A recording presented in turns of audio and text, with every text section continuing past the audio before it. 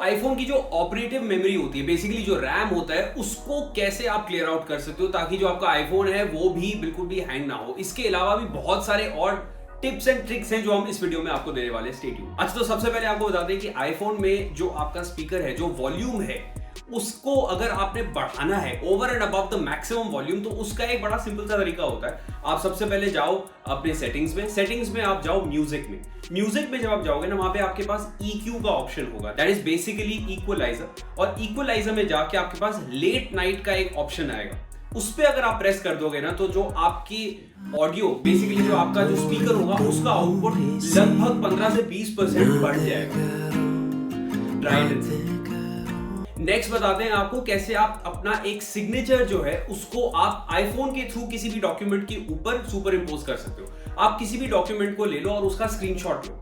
Screenshot लेने के बाद बॉटम राइट पे आपके पास एक प्लस का साइन आएगा। प्लस पे जब आप जाओगे तो वहां पे सिग्नेचर का ऑप्शन आएगा। सिग्नेचर पे जाके you can make your own signature and save it, और उसको आप ऐड कर सकते हो किसी भी डॉक्यूमेंट में, और उसको आप साइज के हिसाब से प्लेस कर सकते हो। और उसके बाद आप स्क्रीनशॉट को सेव कर लो। जो आपका सिग्नेचर है जो आपने बाद में ऐड किया है, वो उसी डॉक्यूमेंट के ऊपर प्लेस हो जाएगा, and that's how you can very easily add it on any screenshot. तो आप अपना ब्राउजर जो है वो यूज कर रहे हो, और ब्राउजर में कई बार ऐसा होता है कि बहुत सारी विंडोज एक साथ खुल जाती हैं। आप एक एक को स्वाइप कर करके बंद करने की जगह इट्स वेरी सिंपल, नीचे बॉटम राइट पे ना आप डन पे लॉन्ग प्रेस कर दो।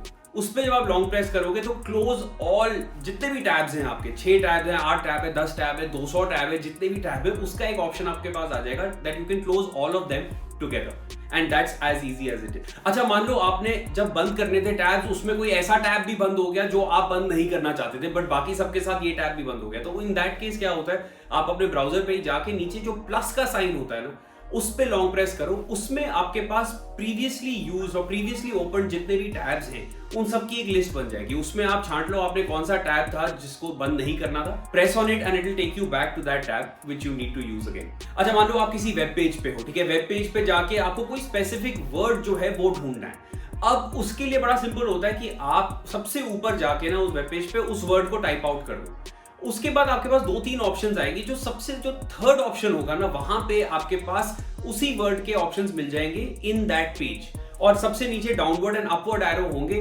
उस पे अगर आप प्रेस करोगे तो जहां जहां वो वर्ड फिगर हो रहा है उस वेब पेज पे, वहां वहां अपने आप जो स्क्रीन है वो पहुंच जाएगी। तो you will be able to track that word as many places as it is mentioned in that web page. अच्छा, तो ऑपरेटिव मेमोरी, रैम को अगर आपने क्लियर आउट करना है तो उसका तरीका बड़ा सिंपल होता है। तो सबसे पहले आप अपने आईफोन की सेटिंग्स में जाओ और वहां पे जनरल में एक्सेसिबिलिटी पे जाओ। एक्सेसिबिलिटी में आपके पास टच का ऑप्शन आएगा, उस पे जाओ और असिस्टिव टच को ऑन कर दीजिए। ऑन करने के बाद अब क्या है कि जो आपका जो भी आईफोन है उसको स्विच ऑफ करने के लिए जो भी आप ऑप्शंस यूज करते हो, यूजुअली जो बाद के आईफोन्स आए हैं उसमें volume up and down and जो ऑन एंड ऑफ बटन है उसको इकट्ठे प्रेस किया जाए, तो it will take you to the option where you can switch off the iPhone, जहां पे स्लाइड टू पावर ऑफ की बार आ जाती है। जब आप वहां पे जाओगे, अब आपने स्लाइड टू पावर ऑफ नहीं करना है, वहां पे जो असिस्टिव टच है उसको प्रेस करो, और वहां पे जो होम का ऑप्शन आ रहा है ना, उसको लॉन्ग प्रेस कर दो।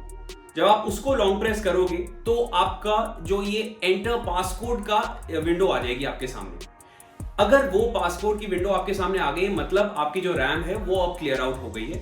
आप अपना पासकोड वापस डालिए and your iPhone will be clear of any operative memory. तो ये बहुत ही कुछ सिंपल से ट्रिक्स और टिप्स थे आईफोन से रिलेटेड। इसके अलावा अगर आपको और कोई टिप्स या ट्रिक्स जानने हैं या कुछ बताने भी हैं, then please we are always welcome to all your feedback. Comment छोड़ो और मैं बताऊं।